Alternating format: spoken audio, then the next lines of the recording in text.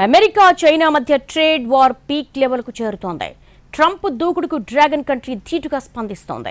అమెరికాపై China రివర్స్లో సుంకాలు 125% పెంచింది.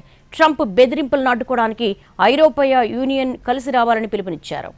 అమెరికా చైనాల మధ్య వాణిజ్యపరమైన ఉద్రిక్తతలు రోజురోజుకు పెరుగుతున్నాయి. డొనాల్డ్ ట్రంప్ బెదిరింపులను డ్రాగన్ కంట్రీ ఏమాత్రం లెక్క చేయడం లేదు. చైనా ఉత్పత్తులపై టారిఫ్లను అమెరికా 145% పెంచితే చైనా నుంచి కూడా అదే రియాక్షన్ వచ్చింది. అమెరికా ఉత్పత్తులపై సుంకాలను చైనా 125% పెంచింది. వాటిని మొత్తంగా లెక్కిస్తే 145%. శనివారం నుంచి ఇవి అమల్లోకి వస్తాయని చైనా ప్రకటించింది. ఇక నుంచి యుఎస్ వేసే టారిఫ్లను తాము పట్టించుకోబోమని ఆ దేశం స్పష్టం చేసింది. పైగా బీజింగ్ ప్రపంచ వాణిజ్య సంస్థలో దావా వేయబోతున్నట్టు చైనా మీడియా చెబుతోంది. అయితే అమెరికా విధించిన సుంకాలపై చైనా ప్రజల్లో ఆందోళనలు నెలకొన్నాయి. అమెరికాకు తమ ఉత్పత్తులను ఎగుమతి చేసే కంపెనీలు ఉద్యోగులకు లే ఆఫ్లు ప్రకటిస్తున్నాయి.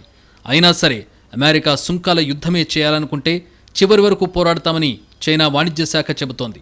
దీన్నంతా డీల్ చేయాలంటే బెదిరింపులు, బ్లాక్మెయిల్లు సరికాదని, రెండు దేశాలు కలిసి కూర్చొని పరిష్కారానికి కృషి చేయాలని నిపుణులు సూచిస్తున్నారు. ట్రంప్ చైనాపై విధించిన టారిఫ్లపై చైనా అధ్యక్షుడు జిన్పింగ్ తొలిసారి స్పందించారు.